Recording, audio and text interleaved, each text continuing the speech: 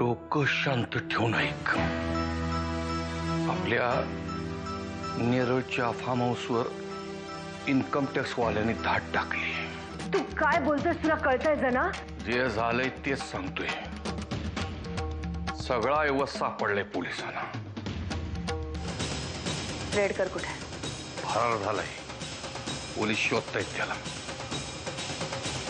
तो जर का पोलिसांच्या हाती लागला आणि त्यांनी तोंड उघडला तर आपण गोत्यात येऊ. पण तुम्हाला वाटतं युगंधरा सरतापे इन्कम टॅक्सच्या कचाट्यात सापडतील?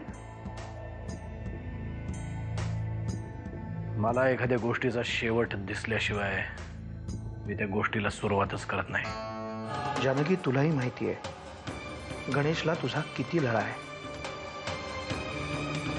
पण गेले काही दिवस मी बघतोय तू त्याला अजिबात वेळ देत नाहीस. त्याच्याशी नीट बोलत सुद्धा नाहीस. काय झालंय जानकी?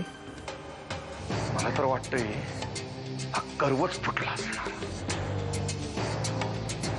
पण कर्वे तर आपल्या विश्वासातला माणूस, मग तो कसा काय फुटेल?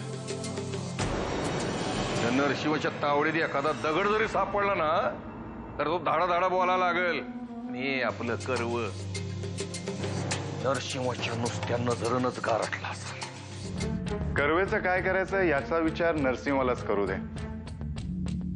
सध्या त्याचा पाहुणा आहे ना तो.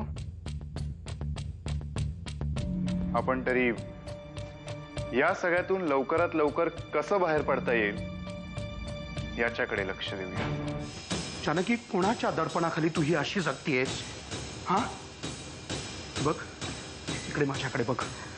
एरवी साधं बोट ठेवायला सुद्धा जागा नसलेलं तुझं वागणं, आणि मग तू अशी चुकांवर चुका, चुकांवर चुका. जानकी, इकडे बघ. तू अशी चुकांवर चुका का करतेस? जानकी, तू अशी चुका. मला चुका करायला भाग पाडतोय. तो कोण? तो माझ्या गळ्याची शपथ आहे तुम्हाला. तुम्ही कोणाला यातलं काही सांगणार नाही आहात. आधी तो कोण आहे मला सांग. मग कोणाला सांगायचं नाही सांगायचं ते मी ठरवीन. लाचार केलंय त्यांनी मला त्याच्या समोर. पण मला आधी सांग, कोण आहे तो? जानकी, कोण आहे हा माणूस? जानकी, बोल, कोण आहे? आर्यन. आर्यन, तू हेही म्हणाला की जर मी त्याच्या मनाप्रमाणे वागले नाही तर तो अमृताच्या जीवाचं काहीतरी बरं वाईट.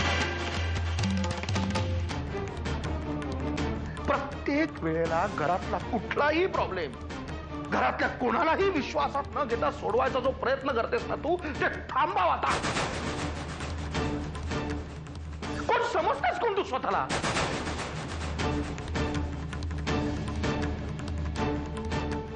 म्हणतात अमृताने यांच्या मनाविरुद्ध लग्न केलं होतं. आणि शिवाय शिवाय काय? शिवाय काय? जानकी, हे सगळे तू स्वतः बनवलेले तुझ्या मनाचे खेळ आहेत. प्रत्येक वेळेला झाशीची राणी म्हणून प्रत्येक युद्ध आपणच जिंकलं पाहिजे, हे जे तुझं चाललंय ना, आता हे सगळं बंद कर. नाही तर एक दिवस स्वतःच हास्य करून घेशील. आर्यनचं काय करायचं ते आता तू माझ्यावर सोड.